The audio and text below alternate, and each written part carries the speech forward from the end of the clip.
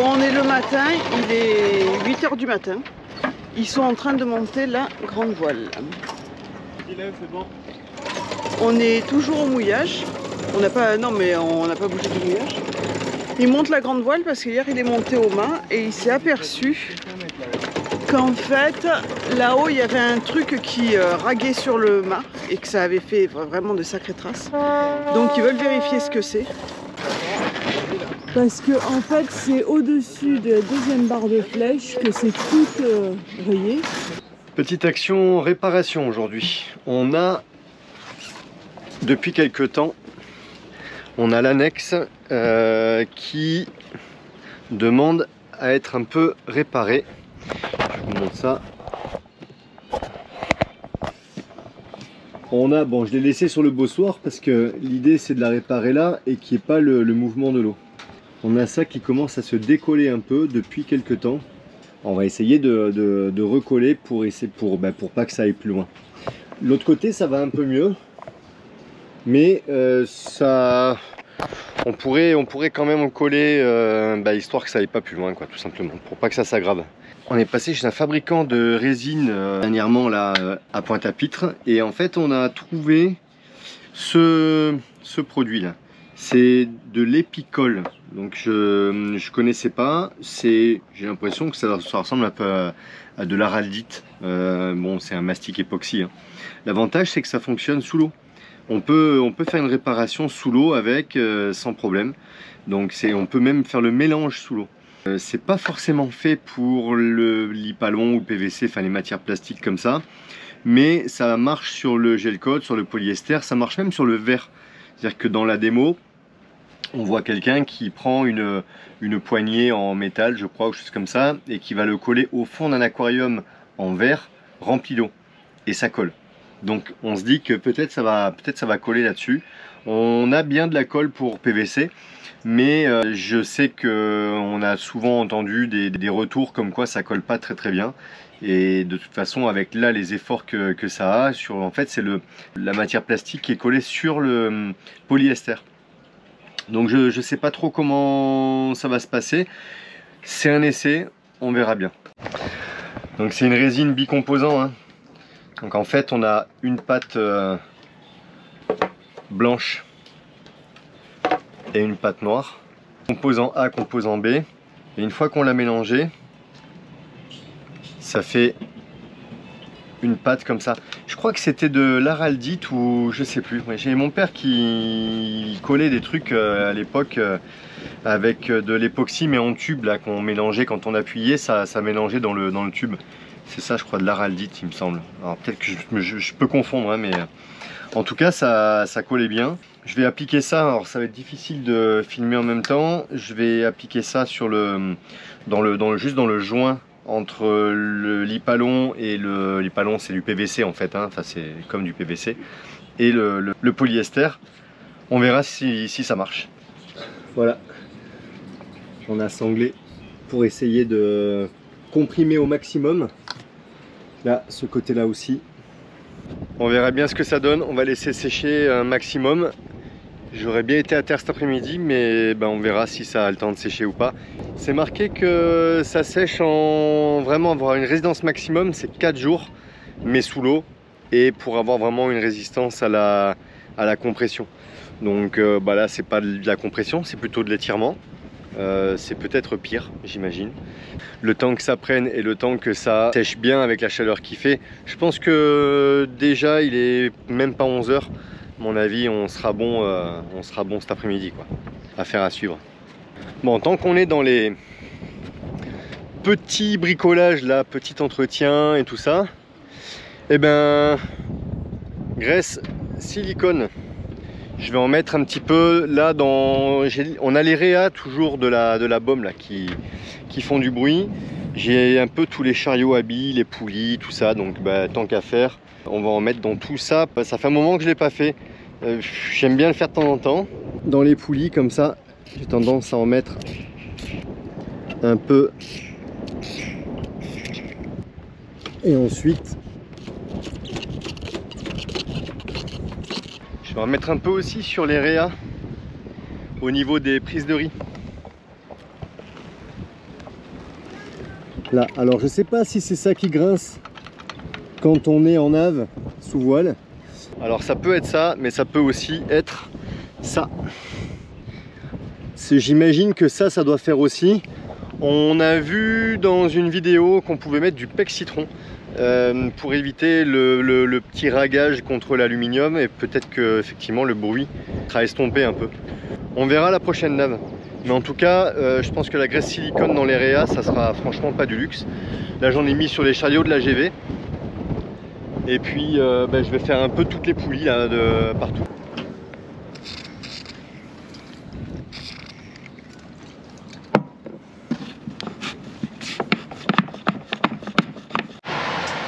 Et coucou tout le monde. Je sais pas quel jour on est du tout, mais c'est pas grave, je vais pas le dire, comme ça c'est mieux.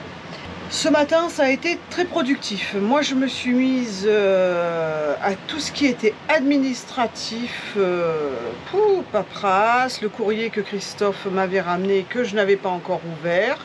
Jay, pendant ce temps-là, a fait gâteau dedans, flocons d'avoine, banane, miel. Alors, je ne sais pas exactement, parce que je pense pas qu'il est filmé.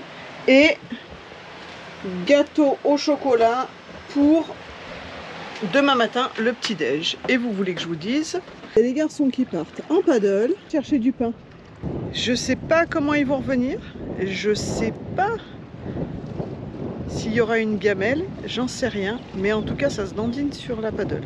Jay a réparé le truc. Il l'a mis à coller. Ils vont le démonter pour voir si ça a tenu. Alors là... Vas-y, continue. C'est quoi qui a fait pute? Le boudin il a pété. Vas-y, lâche. Pourquoi le boudin il a pété? Non, c'est pas vrai. C'est bon? Ouais, c'est bon. Dis-le pour rire. Ouais, faut voir à l'usage. On continue dans le bricolage sur Mr Tong. Les petits bricolages. L'idée, ça fait déjà, je sais pas, une semaine que Nad me demande de lui réparer une fois de plus son égouttoir. Je sais, il a plus d'âge, je sais, il est un peu noirci, mais là où on est, c'est un peu difficile de trouver des égouttoirs. Et puis c'est pour remplacer ça par un égouttoir en plastique qui fonctionne pas ou qui va casser tout de suite. Ça, on peut le réparer avec quoi? Toujours pareil, avec de la résine époxy. C'est vraiment très facile, et peut-être qu'un jour finalement j'arriverai à avoir fait tout le tour. J'aurais tout recollé et en fait il sera incassable le truc. Les petits clous rouillent et en rouillant, après ça casse, ça pète et voilà. Franchement, il a pas d'allure le truc. Hein. Et il est super pratique. Et au moins ça sèche les couverts et la vaisselle super vite par rapport à si on pose juste ça sur une serviette ou quoi. Je vais devoir faire trop de résine par rapport à ça. Donc je vais me mettre de la charge pour faire du mastic et je vais me refaire une couche dans ma gouttière de coffre à l'avant pour ceux qui ont suivi. On va voir si on arrive à finir ce coffre un jour. Je tire un peu sur la résine et j'en garde pour le cas où. Donc c'est vraiment pour pas en gaspiller en fait. Tant qu'à faire, je fais plusieurs postes en même temps.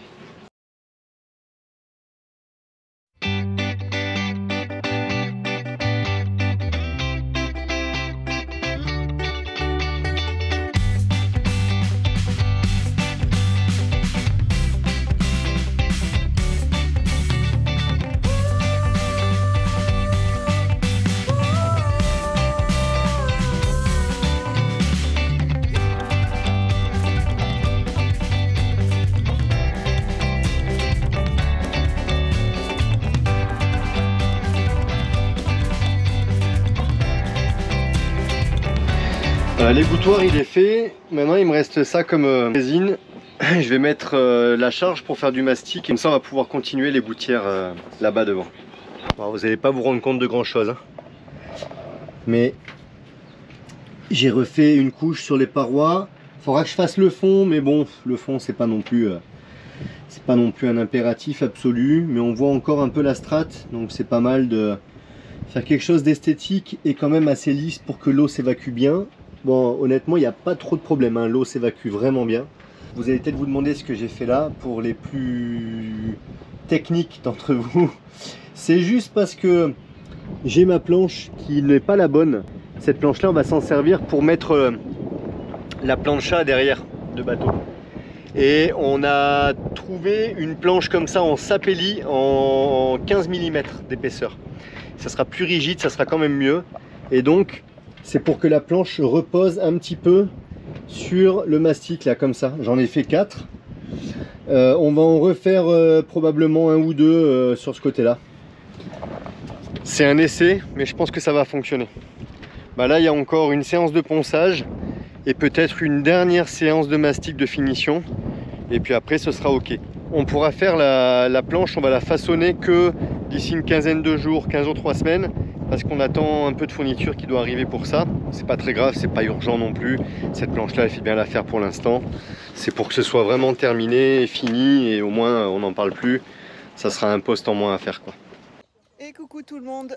Ce matin on a loué une voiture et on part faire les romeries avec les copains. On est sur le ponton, on va récupérer la voiture à 8 h. C'est journée balade. Donc on s'est loué 2 petites voitures. On va récupérer ça et puis on va pouvoir descendre à Grandbourg, faire le marché de Grandbourg, faire les distilleries aussi. Normalement on prend la voiture aujourd'hui et demain. Ça va nous permettre de visiter un peu la Marie-Galante et voir un peu autre chose que Port-Louis. Voilà, on vous amène avec nous. Ben on se fait une petite balade à Grandbourg, au sud, je crois que c'est la capitale, enfin, c'est au sud de Marie-Galante. Jolie la mairie. C'est un joli village aussi.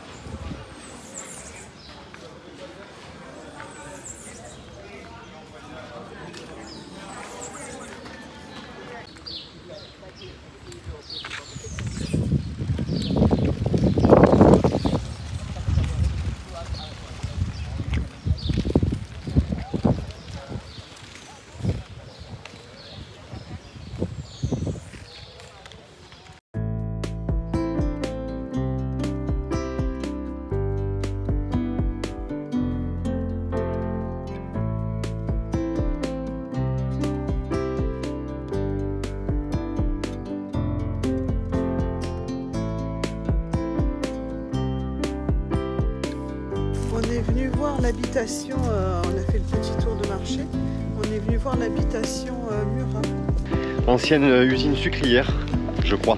On vient d'arriver. Alors je connais pas encore complètement l'histoire, mais on sent tout de suite que c'est chargé quoi, en histoire. Les anciennes chaudières.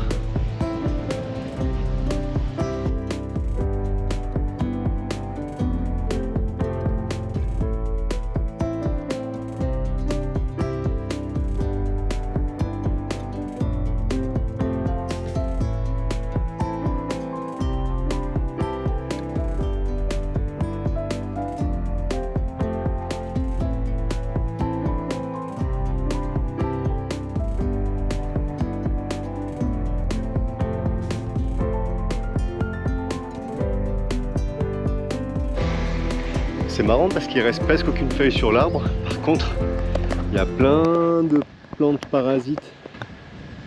Ça, c'est des plantes qui n'ont pas besoin de... C'est un peu comme les orchidées. Des fois, il y a des choses étranges. Il y a des ruines et on a des groupes lignes. On se demande à quoi ça sert. Mais bon, je vois qu'il y a une étanchéité là avec la dalle, donc à mon avis, il doit peut-être y avoir une cave en dessous ou quelque chose. A priori, ils en avaient fait même un hôtel à un moment donné. Ça, il y a eu plusieurs histoires en fait sur le site.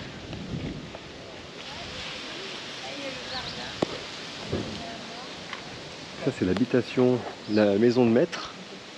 Et là les anciennes cuisines. Alors, il y a même un jardin avec des herbes médicinales qui servaient en fait à soigner les gens à l'époque ici.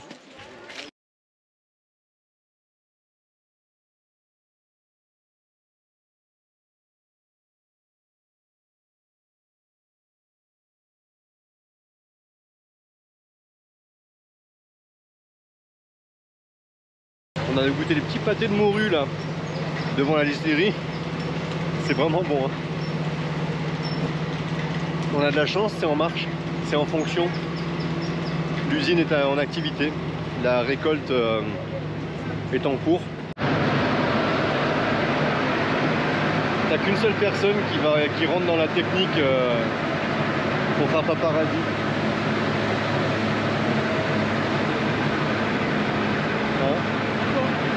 Il n'y a qu'une seule personne qui rentre pas là où c'est la visite pour faire le paparazzi.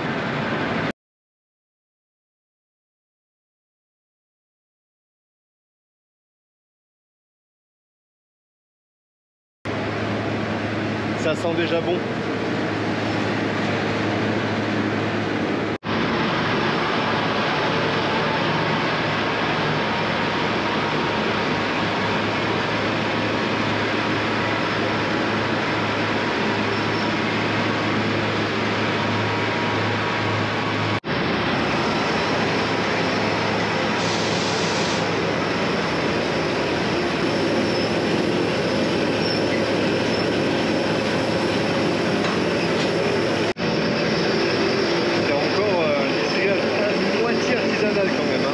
Chaudière.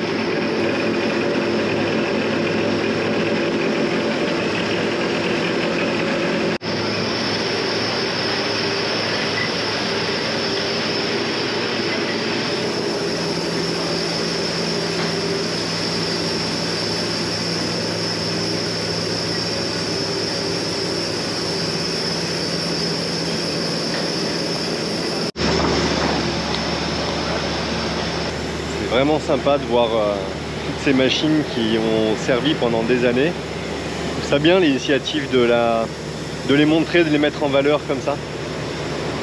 Elles ont une histoire ces machines.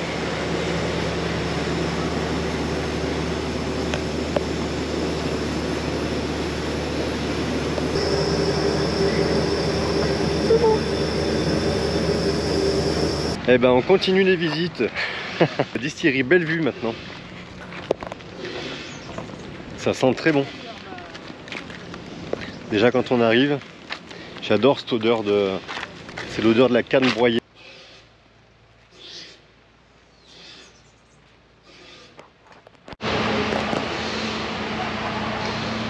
Bon, ça c'est la boutique. On verra après. C'est vachement joli là aussi. Hein, la canne broyée.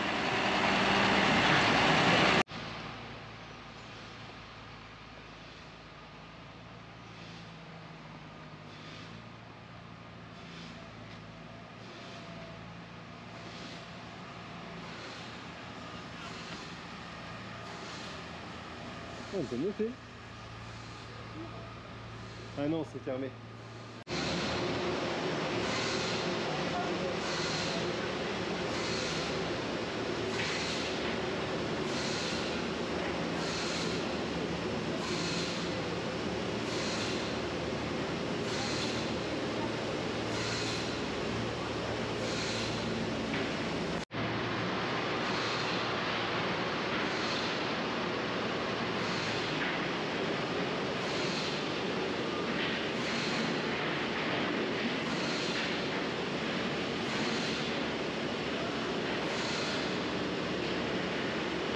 La canne elle est prise là-bas,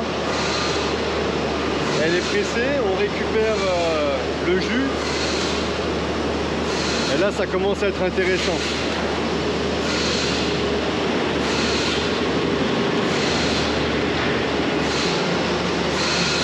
Et vous n'avez pas l'odeur encore hein.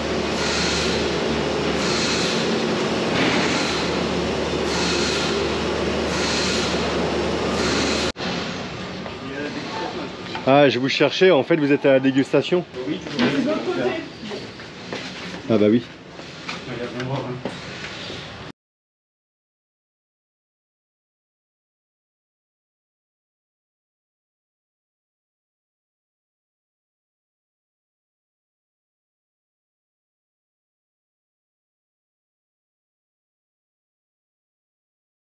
Belle boutique. On est à Capesterre. Et ben, on a l'impression que c'est une ville abandonnée. Il n'y a pas grand monde. Il n'y a vraiment pas grand monde. Le front de mer a l'air assez sympa, du moins l'eau est très jolie. On a l'impression que les gens ont déserté la ville. Mais on vient de trouver un petit truc pour manger un morceau. Alors, je crois qu'on va se poser, on va demander s'ils font encore à manger, parce qu'il est presque 14 h. Mais je pense qu'on arrivera à trouver quelque chose.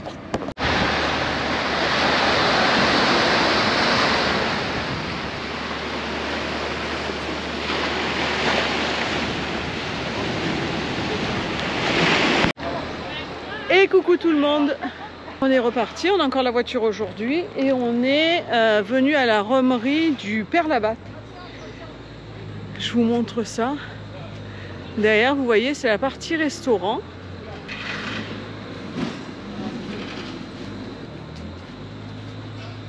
Oh, je crois que ça, c'est les calebasses qu'on avait vues au marché qui étaient toutes décorées. Ah, le restaurant, il est... Bon, ben, je peux vous garantir qu'aujourd'hui il fait chaud. Déjà hier il faisait chaud, mais alors aujourd'hui j'en peux plus.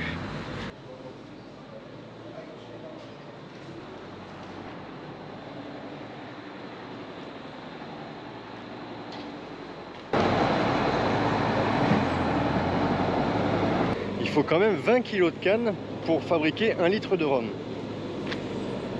C'est beaucoup et en même temps c'est pas beaucoup, parce que c'est vrai que quand on voit 20 kg de canne, ça représente pas énormément. C'est qu'il y a quand même pas mal de jus là-dedans, mine de rien. Ah, c'est intéressant, on peut toujours... on peut tout voir librement comme ça c'est top, hein. Ça j'aime bien.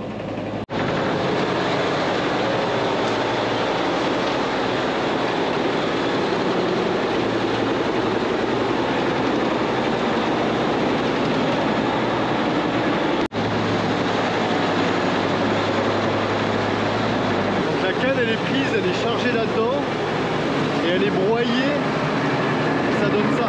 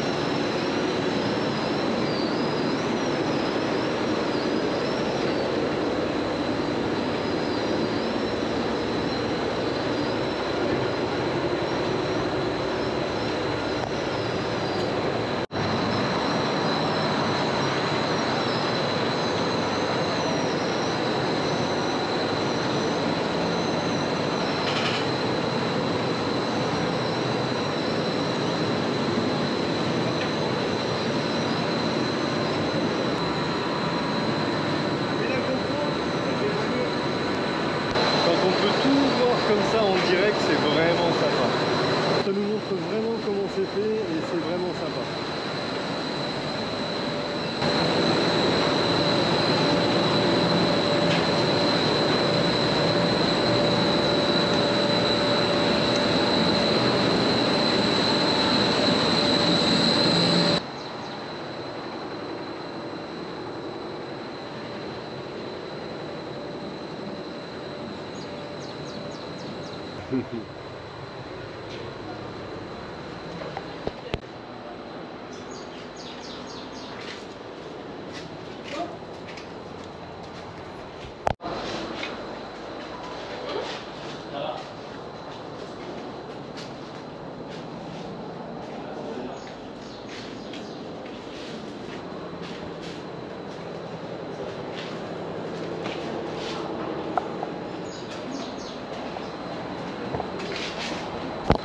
très belle distillerie.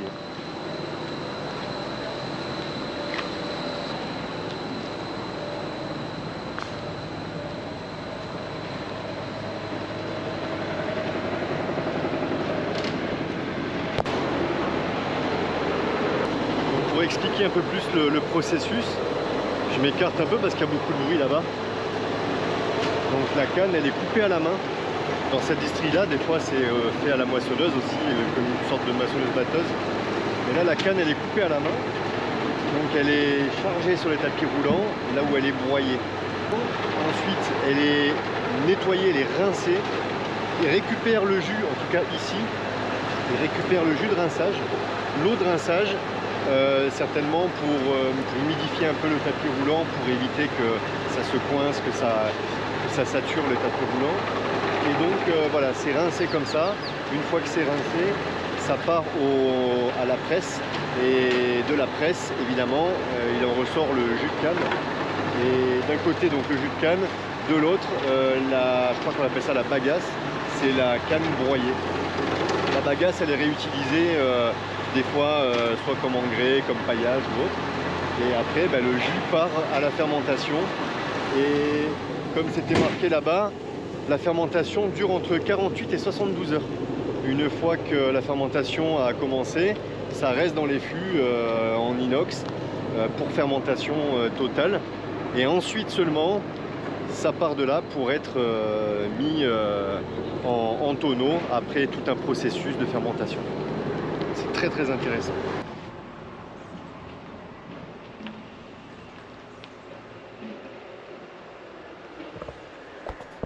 Allez, on poursuit les visites des anciennes sucreries et tout ça, c'est très très bien. Je suis surpris d'un truc, c'est que rien n'est payant.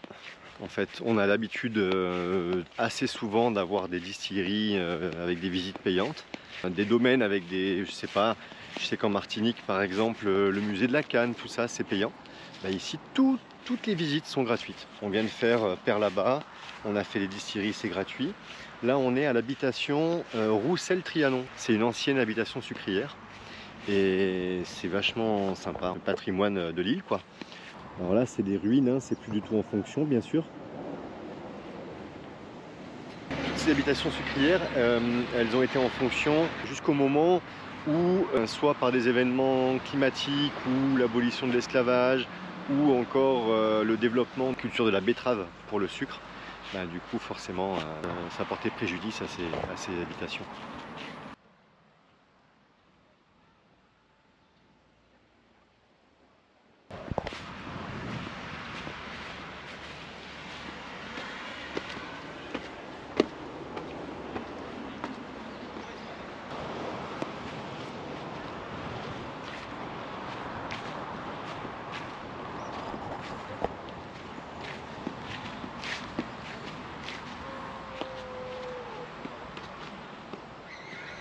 Il reste plus grand chose de la maison de maître. Ça a été rasé par le cyclone de 1928. Mais on se rend bien compte de ce que pouvait être le domaine à l'époque. L'ancien moulin, c'était un gros moulin. Hein. Je pense que l'habitation devait être assez importante à l'époque. Hein. Bon, il reste plus les mécanismes. Belle histoire encore ici. Le parc à bestiaux.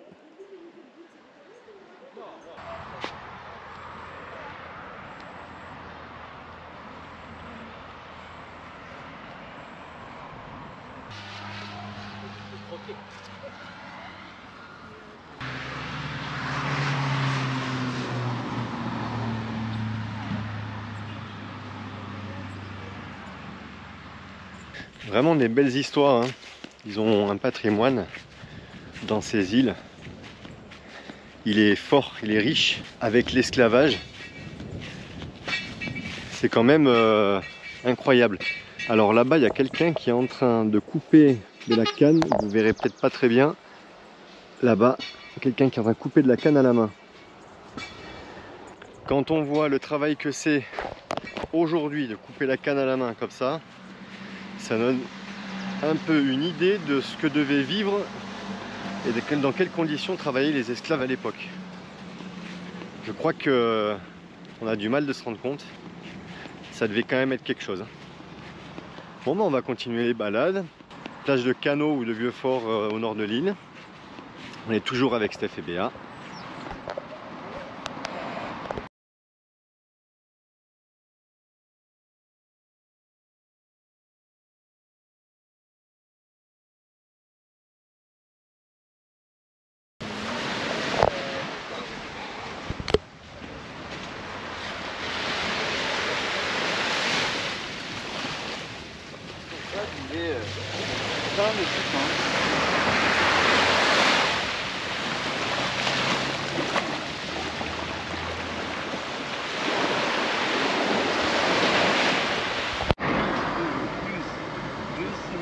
Il y a Mister Tong devant nous là. On est tourné dans l'autre sens. On n'était pas très loin de la plage. Ben on est encore moins. Le vent il souffle dans l'autre sens. Ouais, c'est déjà en train de retourner, Romain. Ouais. Bon.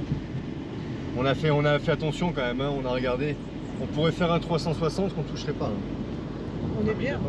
Là on va à la plage Vieux-Fort où on avait mouillé quand on était arrivé. La première anse qu'on avait fait à Vieux-Fort. Ben là on va la faire côté terre et on va aller voir les petites huttes qu'il y avait. Moi je suis pas allée à terre là-bas. Donc on va aller voir et peut-être pique-niquer là-bas.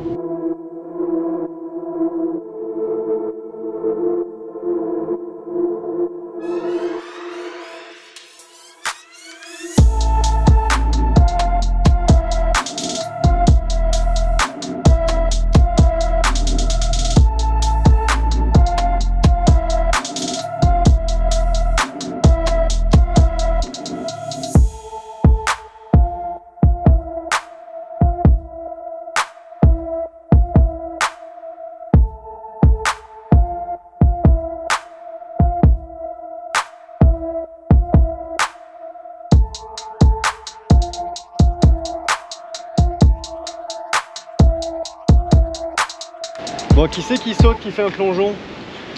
Parfait de profondeur. Non, je l'aurais déjà Pour le rocher. C'est joli en tout cas, c'est impressionnant. Quelqu'un me donne la main? 50 mètres. Un peu plus. Non, attends. 50 mètres, ouais, je sais pas, ouais, 40 mètres c'est sûr. Hein. Non, oui, voilà. Le problème, c'est pour aller la chercher, c'est plus compliqué déjà. Non, Non. Ça serait plus compliqué. il faut faire le tour en bateau, ça prend du temps. T'approches pas trop.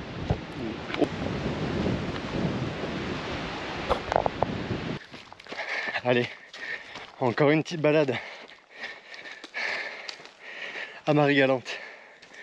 Alors pour le coup c'est la même balade, vous le verrez pas, mais c'est la même balade que la fois d'avant.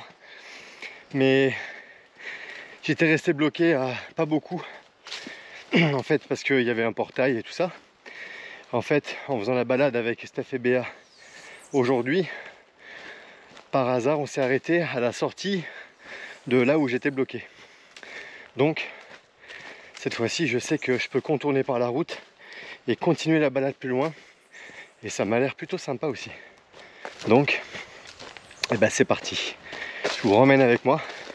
On était tranquille ces derniers jours au bateau, donc on n'a pas eu l'occasion de beaucoup filmer, comme on avait un peu d'avance. On le dit depuis qu'on est arrivé là, mais très belle surprise Marie-Galante, très très belle surprise. On a fait un premier mouillage où on s'est régalé. C'était un mouillage vraiment seul, vraiment bien. Et puis voilà, là à Saint-Louis, très bien aussi. Entre temps, Steph et Béa sont arrivés. Et voilà, hein, comme d'hab avec les amis, on profite. Là on a loué une voiture 2 jours. Et donc on a passé 2 super journées de visite, un peu de plage, on a fait un pique-nique. C'était super sympa. On vous a emmené avec nous dans les visites de distillerie et d'habitation sucrière et tout ça. On a rendu la voiture et puis ben voilà, on va continuer tranquillement. On va peut-être dans les prochains jours à un moment donné changer de mouillage juste pour aller à côté à l'Anse Cano. Puis voilà quoi, faire un peu snorkeling comme d'habitude quoi. Ouais, j'espère qu'on va pouvoir vous montrer quand même quelques beaux fonds de Marie-Galante. On n'en a pas trop refait depuis. C'est bien, c'est que la deuxième fois que je fais la petite itinéraire là, Et ben je me suis replanté comme la première fois. Il y a un endroit où c'est fermé. Il y a une case de voiture derrière. Je pensais avoir pris le bon chemin aujourd'hui. Et au final, bah non. Demi-tour et je vais essayer de trouver le bon chemin. Dans un commentaire, on m'a posé une question récemment. La question était: est-ce que j'ai un traceur ou un GPS quand je vais courir seul dans les bois, surtout dans les endroits que on connaît pas? Non. En fait, la question, elle était posée pour savoir si, par exemple, admettons, je me blesse, je me fais une entorse, je tombe dans un trou. Est-ce que Nad a un moyen de me retrouver? Ben non. Enfin, non. Si. En réalité, j'ai mon téléphone qui est balisé quand même. J'ai ma montre qui est balisée. Mais Nad et Loulou n'y ont pas accès puisque c'est des fonctionnalités qui sont propres aux appareils que j'ai. Et en plus, habituellement, selon où on est, j'ai mon forfait téléphone qui fonctionne dans les dom-toms. Sauf que, en fait, c'est un forfait métropole. Donc il fonctionne très bien dans les îles françaises. Et par exemple, là, on est à Marie-Galante. Et ben, j'ai coupé mes données mobiles. Pourquoi? Parce que la dernière fois, quand on était aux Saintes, mon téléphone a capté les données de Dominique. Et du coup, j'ai un hors forfait en Dominique, alors que j'ai pas été en Dominique. Enfin, du moins, alors que j'ai pas allumé mon téléphone en Dominique. Les données à l'étranger sont désactivées sur mon téléphone. De toute façon, pour activer quelque chose, quoi qu'il en soit, il faut être capable d'appuyer sur un bouton, de faire une manipulation.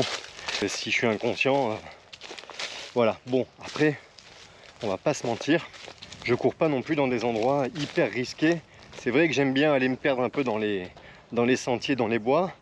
Bon, généralement, c'est quand même des itinéraires que j'ai trouvés par une application que j'ai sur mon téléphone, une application de course à pied. Je suis pas totalement inconscient non plus, bien que c'est vrai que des fois je suis quand même dans les endroits un peu paumés.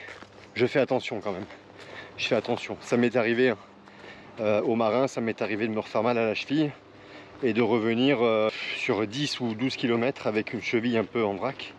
Ça m'est déjà arrivé aussi chez nous, à la sortie du boulot, de partir courir comme je faisais souvent, sauf que l'hiver il fait nuit tôt, donc je courais à la nuit, et de me faire une entorse à, je crois que c'était presque 3 km de ma voiture.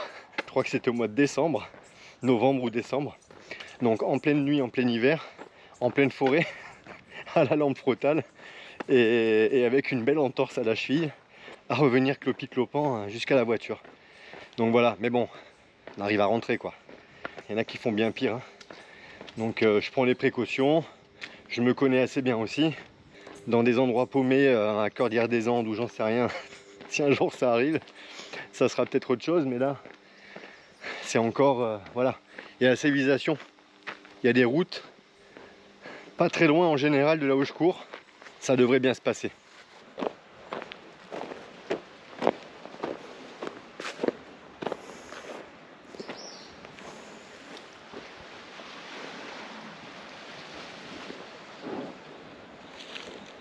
Il y a des couleurs sympas ce soir, avec la lune au fond. C'est calme, c'est très très calme. Hein.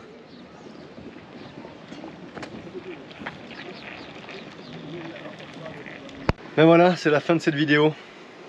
La vie est dure ici à Marie-Galante, on vous le dit. Hein. Oui, moi je... on vous dit même pas. Non mais complètement, c'est le premier jour de repos qu'on a. Oh, c'est pas le premier jour de repos, mais... On n'a pas arrêté de courir. Demain on s'en va. Ouais. Demain ça y est, on quitte Marie-Galante. Oui, oui. Tiens, montre ce que j'ai fait. Loulou, il est Loulou en train était dans de... les... Il me fait des bracelets. Loulou Essaye était de le mettre sur dans les manies textiles. Et on vous montrera aussi dans une autre vidéo comment on fait. Celle-là, elle est pour le génois avec du Dynéma de 6. Hop. Jay vient de remonter au mât. Je viens de remonter au mât, c'est pour ça que j'ai encore voilà, le vieux t-shirt. On a eu des commentaires d'abonnés, de 2 abonnés qui se sont fait du souci quand ils ont vu la vidéo Donc pas celle que vous venez de voir, mais celle que vous avez vue juste avant, où il est monté au mât. Ils ont... Ben, c'est bien que ça les ait affolés, parce que du coup on est remonté par contrôle. Ça aurait très bien pu être quelque chose de grave En fait, qu'on n'avait pas vu. Ouais, j'avais vu en fait des trucs, j'avais vu deux choses.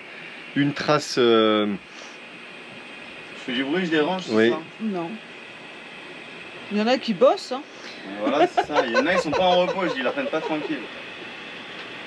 Mais je vais faire ce que Steph il a dit, je vais laisser 5 mm. Oui, Et ouais, comme ça évite que ça, si ça se serre un petit peu plus, ça passe pas dans le nœud. bien vu. Bon, donc on disait, en fait, je suis monté et j'ai vu une petite trace. C'est pour ça en fait qu'au départ aussi j'ai pris la GoPro pour montrer ce qu'on faisait, mais aussi pour pouvoir le voir au sol en fait, à terre, en regardant les rushs après. Alors finalement j'ai pas eu le temps vraiment de regarder les rushs, qu'on a eu les retours de la vidéo. En réalité j'avais vu une petite trace au niveau d'une soudure, mais en fait c'est juste une trace d'humidité. Il n'y a rien de... Voilà, il y a aucun problème, aucun souci. L'autre chose, c'était plutôt ça qui m'inquiétait, puisque la première trace, je l'avais vue, elle ne m'inquiétait pas du tout. Ce qui m'inquiétait plus, c'était un petit trait que j'avais sur la... Je crois que on appelle ça une chape, il me semble, du bas au banc. Et en haut. Et en fait, pas du tout. Je suppose que c'est à la découpe de la pièce. Je pense qu'à la fabrication, ces pièces, elles sont découpées à plat, bien sûr, à chaud, et après, elles sont pliées. Et en fait, je pense que au moment de la découpe, il y a dû avoir un petit trait. C'est juste un, je sais pas, peut-être un défaut de coupe, tout simplement, quoi. C'est vraiment rien du tout. Et ça, il n'y a aucun fil, il n'y a aucune trace. De toute façon, je l'ai filmé, on le montrera. Donc voilà, bon, il valait mieux remonter. Par acquis de conscience, je préfère monter parce que au moins je sais qu'il n'y a pas de problème. Demain on reprend la mer, bon ça va pas être des grosses conditions. Non mais par voilà. sécurité... Moi je me dis que c'est bien de monter au moins aller 3 fois par an, je pense que c'est bien. Ça permet de vraiment checker l'ensemble des choses.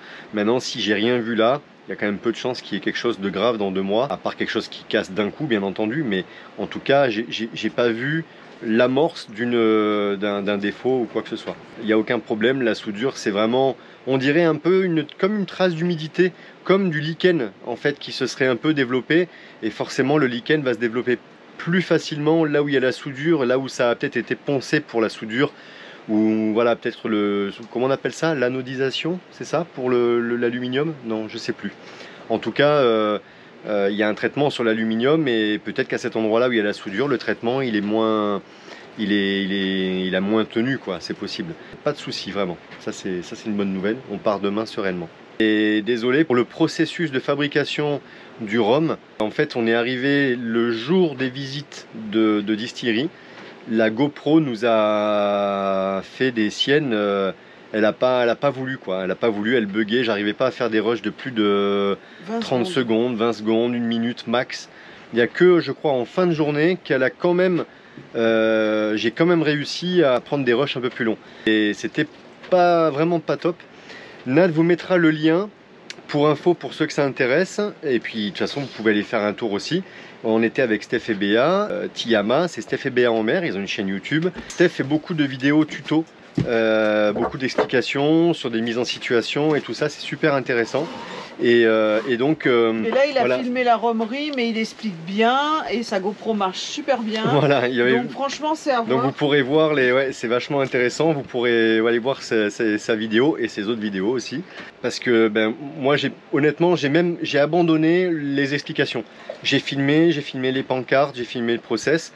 Il n'y a que, je crois, chez Biel, il me semble que j'ai quand même essayé d'expliquer un tout petit peu à la fin. J'en ai profité d'avoir un rush la GoPro elle avait l'air de tenir. Mais en fait elle a quand même coupé à un moment, donc il manque des étapes. Bon, je l'ai laissé quand même parce que c'est partie de la visite. Mais désolé pour ça.